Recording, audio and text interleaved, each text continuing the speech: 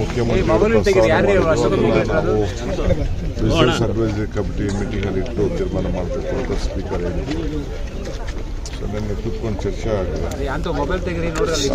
ಅವರು ಹೇಳಿ ನಾವು ಯಾಕೆ ಅದನ್ನು ರದ್ದು ಮಾಡಬೇಕು ಅಂತೇಳಿ ನಾವು ತಿಳಿಸ್ತೀವಿ. ಯಾಕೆಂದರೆ ಈಗಿರೋಂಥ ವ್ಯವಸ್ಥೆ ಇರ್ತಿಲ್ಲಿ ಯಾವ ರಾಜ್ಯದಲ್ಲೂ ಕೂಡ ಇದನ್ನು ತರಲಿಕ್ಕೆ ಸಾಧ್ಯ ಇಲ್ಲ. ಈಗ ನೋಡಿ, ಒಂದು 4-5 ತಿಂಗಳು ವ್ಯವಸಾಯದ ಕಾಲದಲ್ಲಿ ಅವರು ಕೂಲಿ ಅವರು ಪಡ್ಕೊಳ್ತಾ ಇದ್ರು. ಆ ಸಂದರ್ಭದಲ್ಲೇ ನೀವು ತೆಗೆದಾಕ್ತಿದ್ರೆ ಈಗೇನು ಅನುಕೂಲ ಏನಾಗಲಿಲ್ಲ. 125 ದಿನ ಮಾಡ್ತೀನಿ ಅಂತ ಹೇಳ್ಬೋದು ಅಷ್ಟೇ. 125 ದಿನ ಬೇರೆ ದಿನದಲ್ಲಿ ಕೊಡಲಿಕ್ಕೆ ಆಗೋದಿಲ್ಲ. ಆಮೇಲೆ ರಾಜ್ಯಗಳು ಕೂಡ ಕೊಡಲಿಕ್ಕೆ ಆಗೋದಿಲ್ಲ.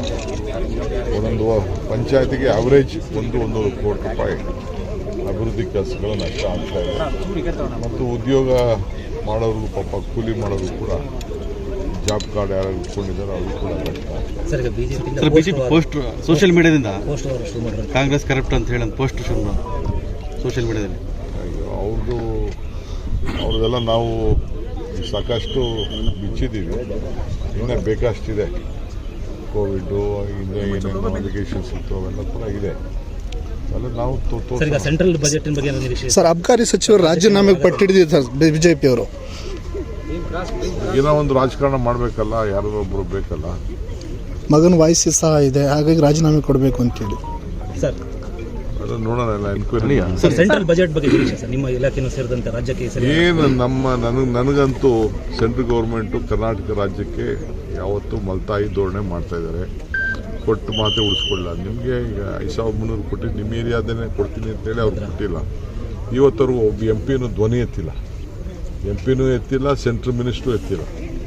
ಸೊ ಅವ್ರು ಸುಮ್ಮನೆ ಒಂದು ಆಟಕ್ಕುಂಟು ಲೆಕ್ಕಕ್ಕಿಲ್ಲ ಅಂತೇಳಿ MP ಕೆಲಸ ಮಾಡ್ತಾರೆ. ಸರ್, ಶಿವಮೊಗ್ಗ ಜಿಲ್ಲೆಯಲ್ಲಿ ಮಗನ ಕಾಯಿಲೆಗೆ ಜನ ಸಾವನ್ನಪ್ತಾ ಇದ್ದಾರೆ. ಅವ್ರಿಗೆ ಪರಿಹಾರ ಸರ್ಕಾರದಿಂದ ಶಾಶ್ವತವಾಗಿ ಯಾವುದೇ ರೀತಿಯ ಪರಿಹಾರ ಸಿಗ್ತಾ ಇಲ್ಲ.